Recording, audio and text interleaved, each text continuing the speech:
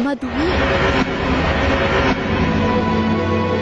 mabaho, at kailangan ng isaba mula sa tuluyang pagkasira. Ito ang masalimuot na sitwasyon ng Manila Bay.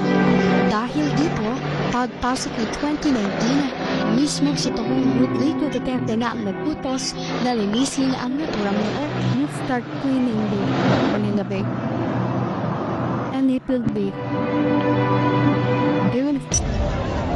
volunteers started their day early to clean shores along Manila Bay on Saturday.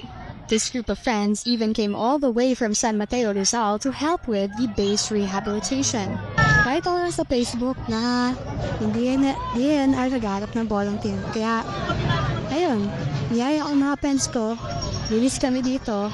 Masaya kasi, siyempre parang bumabalik na yung dating kaya na bayanihan, gano'n. Ayun lang yung kaya namin magawa para sa Pilipinas eh. Wala kami sa politika kaya ito na lang yung para sa bayan. Dolomite is beautiful to the eyes. Period.